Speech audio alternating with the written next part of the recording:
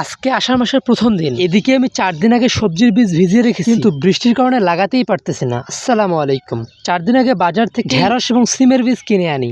তখন আবহাওয়া মোটামুটি ভালোই ছিল, কিন্তু বীজগুলো বাড়িতে এনে ভিজিয়ে রাখার পর আবহাওয়া পুরোপুরি পাল্টে গেল। আর সেদিন থেকে প্রত্যেক দিনই প্রায় বৃষ্টি হচ্ছে, যার কারণে জমি প্রত্যেক দিন ভিজে যাচ্ছে।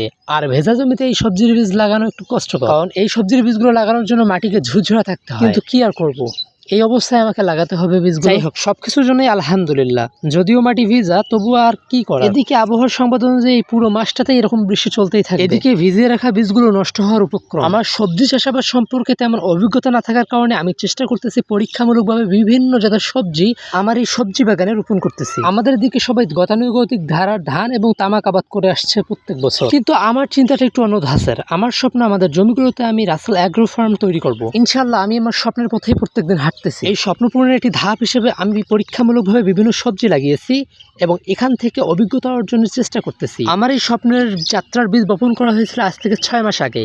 পরীক্ষামূলক অনেকগুলো প্রজেক্ট আমি হাতে নিয়েছিলাম, এর রেজাল্ট হচ্ছে এগুলো। আমি এটুকুন বুঝতে পেরেছি আমাদের জমিগুলোতে প্রায় সব ধরনের সবজি চাষাবাদ করা যাবে, তবে মূল ফ্যাক্টর হিসেবে কাজ করবে হচ্ছে আবহাওয়া। কারণ ভাই, জলবায়ু পরিবর্তনের কারণে আবহাওয়াগুলো এমনভাবে পরিবর্তন হচ্ছে যার কারণে ফসলের অনেক ক্ষতি হচ্ছে, যেটা আমি এই কাজের মধ্যে সম্পৃক্ত হয়ে বুঝতে পারছি। তাই আমাদের প্রত্যেকের স্থান থেকে এই বিষয়ে সতর্ক হওয়া জরুরি, কারণ জলবায়ু পরিবর্তন আমাদের খাদ্যের উপর মারাত্মক প্রভাব ফেলতে পারে। আর একটা কথা বলে রাখি, আমি যে সবজিগুলো আবাদ করেছি এখানে কোনো রাসায়নিক সার ব্যবহার করা হয়নি, সম্পূর্ণভাবে প্রাকৃতিক সার এবং কোনো জায়গায় সারই ব্যবহার করা হয়নি। এর ফলে উচ্চ ফলন না হলেও মোটামুটি লেভেলের সবজি আমি পেয়েছি এবং আমি 100% সিউরিটি দিতে পারি এই সবজিতে কোনো ভেজাল ছিল না। এখন পর্যন্ত আমার সবজি বাগানে অনেক প্রজেক্ট বিদ্যমান আছে, যেমন ধরেন এদিকে পুঁই শাকের মাছা এবং এদিকে এখনও আছে গাছ। কিন্তু আমার অযত্ন এবং অবহেলার কারণে একবারই শুধু মরিচ পেয়েছিলাম, পরবর্তীতে আর মরিচ পাইনি, কারণ ফুল আসে নাই। আমার উচিত ছিল এই সম্বন্ধে রিসার্চ করে একটা ওষুধ ব্যবহার করা, বাট আমি কোনো ওষুধই ব্যবহার করিনি, যার কারণে এটা হয়েছিল। আপনারা হয়তো লক্ষ্য করছেন আমার ছোট ভাইটি আমাকে প্রত্যেকটা কাজে প্রায় সাহায্য করছিল।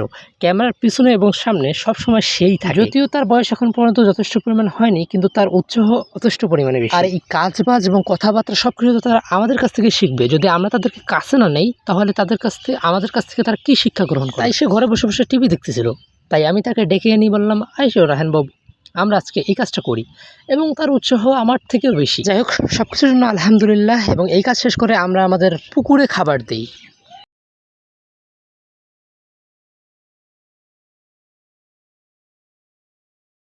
তো আমাদের জন্য সবাই দোয়া করবেন, আল্লাহ তাআলা যেন আমাদের ব্যবসায় বারাকা দান করে।